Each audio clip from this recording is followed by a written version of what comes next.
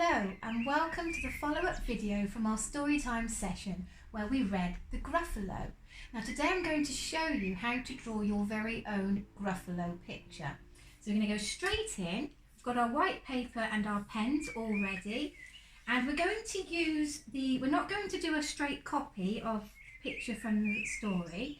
What we're going to do is our own interpretation of the Gruffalo based on the descriptions that were given to us in the story. So it started off by saying that the Gruffalo had terrible tusks and terrible claws and terrible teeth in his terrible jaws.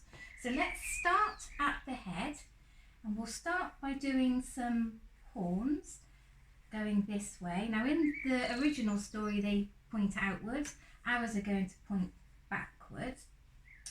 I'll just put in some ears there, and I'm going to come down and I'm going to leave part of the nose for the moment because we're going to come back to that.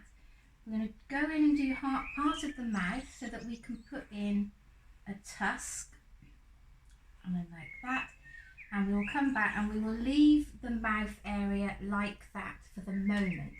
Then we're going to go to where the end of the ears are, and we're going to take our pen and we're going to do a sweeping line that goes all the way down like that. So almost a bit like half of a snake shape in effect.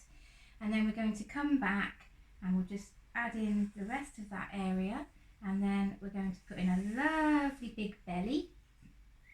Take it around like this, and then we're going to put in, now we're only going to just do the beginnings of the feet because I want to come back to that in a moment. So there we have a shape in at the moment. So it said he had terrible tusks, so we've got two tusks in, and terrible claws. So what we want to do is we're going to put in his first arm, and we're going to add in some terrible claws, and I'm going to colour those in black. Then we're going to put in his other arm, and then we can add in the terrible claws onto that arm as well. And then it later goes on to say that he has turned out toes. So as we're doing the claws at the moment, we'll give him some very interesting odd shaped toes, and then we can colour those in black and then finish off the rest of the foot area.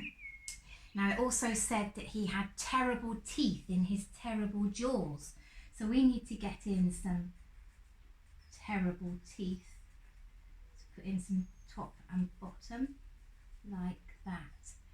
And it said that he had a poisonous wart on the end of his nose. So now we can come back and we can finish off this area by putting in a lovely big wart on the end of his nose like that. And I'm going to put some little spots and some little hairs coming out of the wart. Beautiful. Okay, so let's go back to our description in the story. So he has terrible tusks and terrible claws. Put that one in. Terrible teeth in his terrible jaws. He has wobbly knees. So now we need to put in some wobbly knees. And this can look a little bit like wobbly clouds or jelly. And turned out, we've done that. Knobbly knees, turned out toes, poisonous wart at the end of his nose. Then he has eyes that are orange. So let's give him a rather menacing eye, which we can then later colour in orange, and a black tongue.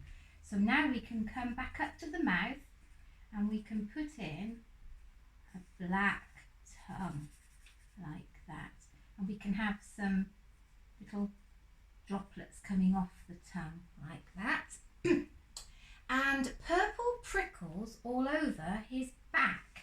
So this is where we're going to put some prickles in, and they can start right up at the top of his head, and they're going to go all the way down his back and right the way to the tip of his tail like that. And I think I'm going to put some little prickles on his his arms as well, like this. So you can really have fun with the description that you've been given to make him your own Gruffalo, your own impersonation of a Gruffalo. And we'll just come back up. So I think that is the main shape of our Gruffalo completed. So then we can just go on and finish putting in some of the details.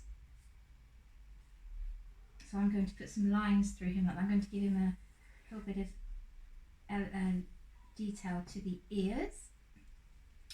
And we're then going to put in some lines around the eye, like this. And I'm going to make this line that comes up under his chin look thicker and a bit fluffier. And I'm also going to give him the suggestion of some shape here as well. And then you can then go on and start filling in your little lines that give the impression that he's got a furry texture. Now, if you wanted to, this is where you could go even more imaginative and give him different textured skin. You could give him scaly skin or anything that you would like, really. But this is the beauty of just using the beginning description as the starting point for you to create your own picture of a Gruffalo. And it really can be anything that you want him to be. Now this one looks a little bit like a dinosaur. Just put some lines there. Now I'm trying to do this really quickly. Obviously, if you're doing this at home, you can take a bit more time over it. So I'm happy with that. I think that is our Gruffalo done. And then what we're going to do is we're going to just put him into a setting. So we're going to put in a tree in the corner of this page here. I'm just going to come down. And this is going to give the impression of the roots of the tree at the bottom. And then what you can do is add in some little lines going up and down to give the impression of blades of grass. And what we will do is we will put in some texture on the tree bark as well to make it look like wood.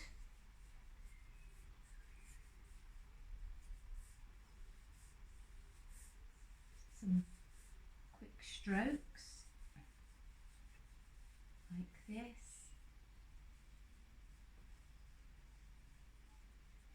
And some lines going in the opposite direction. Really gives a very good impression of wood. Right, okay.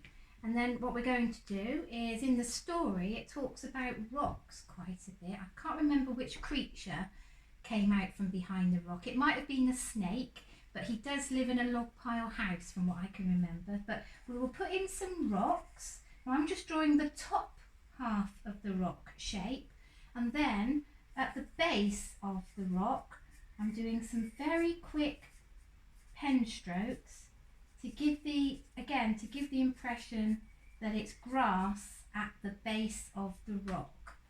And we'll put some blades of grass around the feet of our lovely creature so that again it looks like he's walking in the wood. Up on this part of the picture we're going to do some more very quick lines to give the impression that it's a field, and that's the edge of the field there. So that's the grass line to the edge of our field. And we'll just come over and finish that line on this side as well. And then we can put in a couple more rocks and the lines at the base just to keep it going. Oh, we've got a wasp buzzing around. Right, and then we're going to put in some trees in the background. Now in our story there's some lovely fir trees in the picture, so we'll try and do something similar to that. So they're going to be a sort of shape that starts off at the top very thin and just branches out like this. And these would be the sort of trees that you would probably draw if you were drawing a Christmas tree. So just keep it very light and fluid like this. And then to fill in some detail on the tree, what I'm going to do is just put some little lines that go up to the centre at an angle.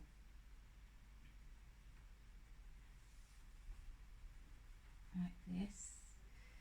Again, I'm just doing this very quickly to show you a technique. You obviously can take a bit more time over this when you're doing it at home. But have fun with your pens and just try out little different techniques and strokes of your pen to see how effective it can be in creating texture and an impression of something on your page. And we'll just do the same over on this side, so some little lines going up to the middle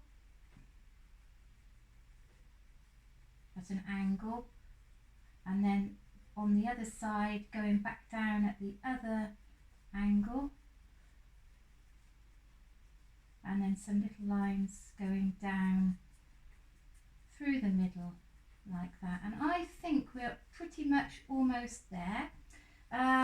If you wanted to, you could add in other little pictures into the scene, so you could put in some bugs and some worms, some butterflies, some flowers, anything that you wanted to add into your picture. To be honest, I'm just going to put another little rock in over here, and when you come to colour it in, that is when this picture will really pop into life. So there we go, that is our Gruffalo all done. That's our very own interpretation of a Gruffalo. In the story it says that he has orange eyes, so I'll just show you by starting to add your colour how that can really make the picture pop into life. So we're going to colour his little wart in green, and then it was purple prickles that went all down his back, so we can colour the prickles in purple like that, and you just go on and colour in and build up your picture.